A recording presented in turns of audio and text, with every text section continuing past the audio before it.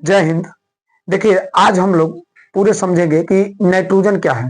देखिए, जीवन में नाइट्रोजन एक बहुत जो है महत्वपूर्ण हम लोग का गैस है और इससे अनेक प्रकार के हम लोग का वातावरण में भी संतुलन बना रहता है।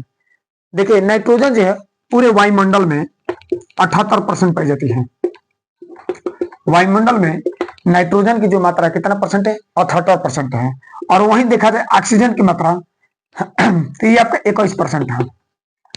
तो वायुमंडल में नाइट्रोजन की मात्रा होती है आपका 78% और ऑक्सीजन की जो मात्रा होती है 21% होती है और कार्बन डाइऑक्साइड की मात्रा होती है 0.03% है लगभग। तो सबसे ज्यादा सर्वाधिक मात्रा में नाइट्रोजन जो गैस है ये सबसे पूरे वायुमंडल में सबसे अधिक मात्रा में यह पाई जाती है। लगभग यह पूरे वायुमंडल में अकेले 78% होते हैं। और याद रखिए, यह जो गैस है वायुमंडल में जो पाई जाती है, जो नाइट्रोजन जो गैस है, या तो यह तरल रूप में प्राप्त होती है या तो गैस के रूप में प्राप्त होती है। ये दो अवस्था में प्राप्त होती है। हम कभी इसे ठोस में भी चाहेंगे तो हम बदल सकते हैं। देखिए क्या है कि ये एक प्रकार के रंगहीन और गंधहीन, न इसमें किसी प्रकार का कोई रंग है। अब मान लीजिए कि जिस तरह से धुआं निकलता है, अगर मान लीजिए कि उस धुएं का कलर देखते हैं आप, व्हाइट पूरा दिखाई नहीं देता है। जैसे मान लीजिए कुहासा पूरा लग जाता है तो कुहासा के चलते बगल में चाचा रहेंगे, चाचा कहाँ बढ़ो, वो चाचा नहीं दिखाएंगे। केवल ध्वनि के सुनकर हम लोग पता कर लेते हैं गाड़ी आ रही है, कौन कहाँ से जा रहा है, वो केवल हम लोग ध्वनि सुनकर पता कर लेते हैं। लेकिन कुहासा जब लग जाती है तो कुछ दिखाई नहीं देता है। अब मान लीजिए कि अगर हवा के भी अपन खुद कलर हो जाए, उनका भी रंग हो जाए, तो पता चले कि बगल में चाची बैठ रहे हैं, चाची बोल बोलकर हम अनुभव करेंगे। तो इसलिए देखिए कि प्रकृति कितना अच्छा बना है, भगवान ने कितना सुंदर जो है प्रकृति बना है कि हवा दिए हैं, हवा है यहाँ पर उपस्थित है, लेकिन उसका कोई रंग नहीं है। अगर रंग होता तो कुछ हम लोग देख नहीं पाते। अब देखते हैं कि गाड़ी से धुआं निकलता है या कहीं पर कुछ आग उग जला देते हैं तो वहां से पूरा धुआं निकलता है, तो अब उस बगल से उस पार के जो है वस्तु दिखाई नहीं देती है। अब मान लीजिए खुद का अपन अगर गैसों का अपना रंग हो जाए तो कुछ वस्तु नहीं दिखाई देगी। तो ये जो नाइट्रोजन जो गैस है ये रंगहीन और गंधहीन है। अब मान लीजिए कि हवा में देखिए हम लोग चल रहे हैं, अगल बगल आप भी बैठे होंगे, देखिएगा आप जब सांस लेते हैं तो इतने हम लोग गैसे लेते हैं, लेकिन उसमें किसी प्रकार का कोई गंध नहीं होती है। मान लीजिए कोई पदार्थ, सड़ा गला पदार्थ हो, अगल बगल बदबूदार है, इन्वायरमेंट ही खराब हो जाए तो अलग चीज है। लेकिन जो नाइट्रोजन जो गैस होती है इसमें किसी प्रकार का कोई गंध नहीं है और ये रंगहीन भी है। यह वायुमंडल में अकेले यह 78% है। नाइट्रोजन जो है अकेले 78%, याद रखिएगा। देखिए, तरल या गैस के रूप में यह प्राप्त होती है। अभी बताएं, ये जो गैसें हैं या तरल के रूप में या गैस के रूप में इस नाइट्रोजन को हम लोग क्या कर सकते हैं? प्राप्त कर सकते हैं। याद रखिएगा, नाइट्रोजन का जो संकेत होता है वह N होता है और इसका और सूत्र होता है N2।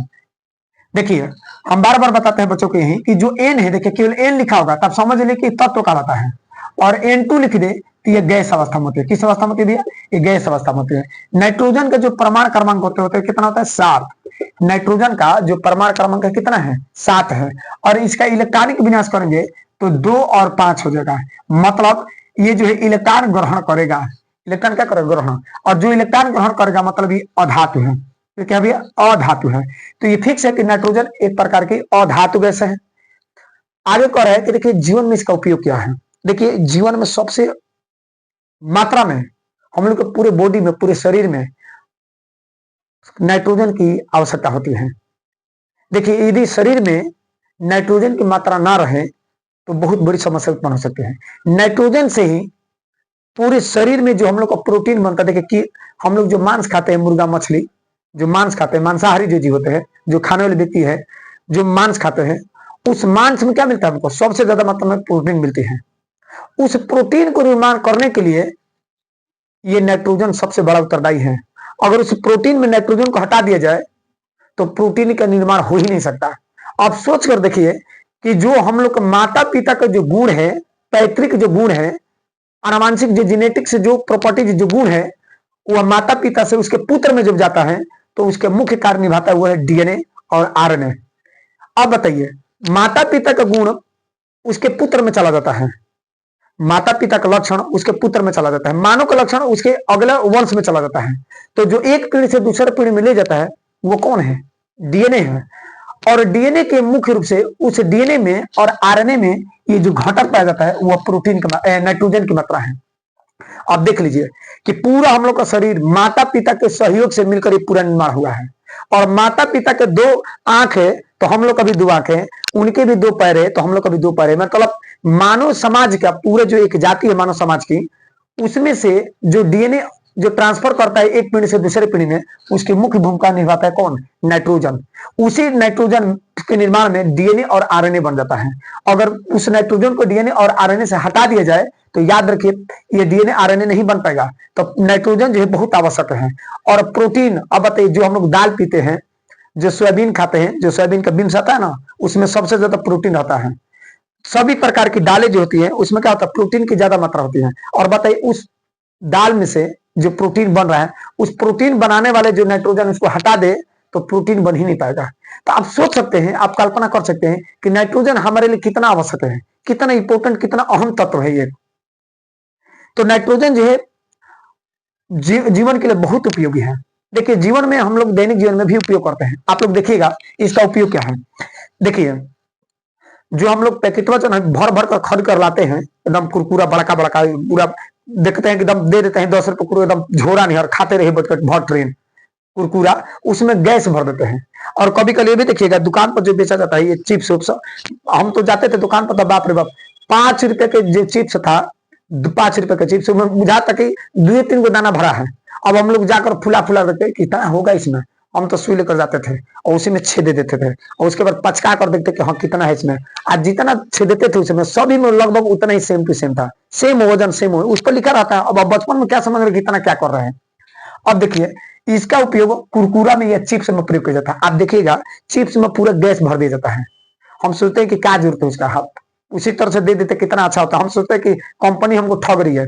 देखिए उसमें क्या होता है कि अगर उस चिप्स में नाइट्रोजन गैस को ना भरा जाए तो जो खाद्य पदार्थ से जो चिप्स बनाया जा रहा है, आलू से या किसी भी जो मसाला वसाला सब डालकर उसको तैयार किया जा रहा है, यदि उस चिप्स में से गैस को हटा दिया जाए, कौन से गैस को? नाइट्रोजन को, तो चिप्स खराब हो जाएगा। इसीलिए जितने पैकेट आते हैं जो इसमें गैस भरा होता है उसमें अधिकांश चिप्स रहता है। आप देखिएगा जितने अगल बगल खाने वाले जो पदार्थ होते हैं उसमें गैस भरा है तो याद रखिएगा उसमें क्या भरा जाता है? Chip nitrogen. कौन सी गैस? नाइट्रोजन। नाइट्रोजन को भर करके हम लोग उस पूरे खाद्य पदार्थ को संरक्षित कर सकते हैं, सुरक्षित रख सकते हैं।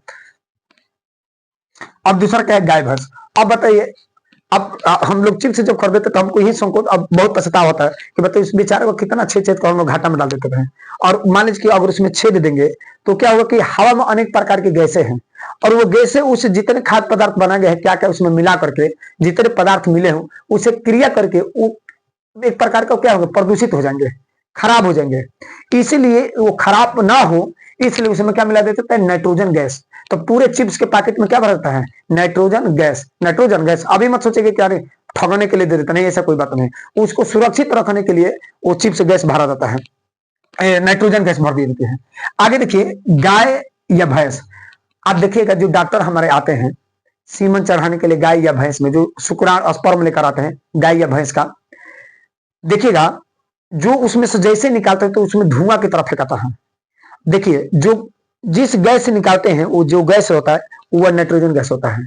नाइट्रोजन गैस को उस टाइम में लगभग -196 डिग्री -196 डिग्री पर रख करके उसको उस गैस में ये शुक्राणु को यानी सीमन को गाय या जो बैल होते हैं, बैल कहते हैं सांड जो होते हैं, सांड या भैंस है ना, तो सांड या भैंस का जो सीमन होता है, जो भैंसा होते हैं सांड या भैंस का, तो उनका सीमन उनका स्पर्म सुरक्षित रहे इसलिए उसे क्या करते हैं कि नाइट्रोजन गैस में रखते हैं। क्या रखते हैं?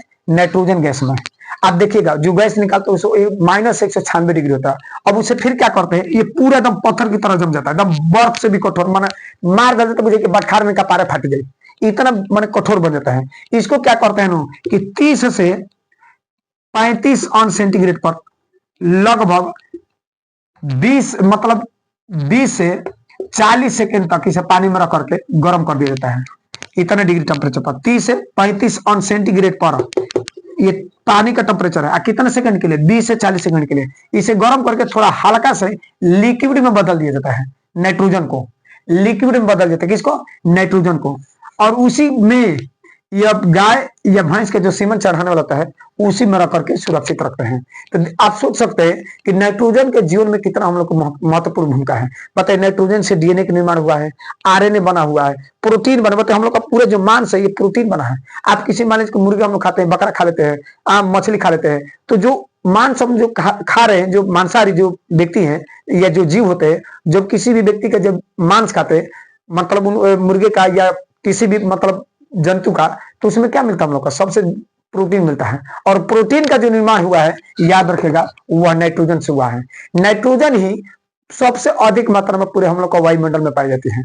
मुझे विश्वास है कि आप लोग इसी तरह से हमेशा, जिस तरह से मेरे वीडियो को आपने सपोर्ट किया है, इसी तरह से हमेशा आगे भी सपोर्ट करेंगे। और यदि किसी भी प्रकार के टॉपिक में जो हम समझा रहे हैं, देखिए हम लोग के पास उतना डिजिटल तो व्यवस्था नहीं है, बस यही नॉर्मल बोर्ड है और अब क्या है, मार्कर से हम लोग चल रहे हैं।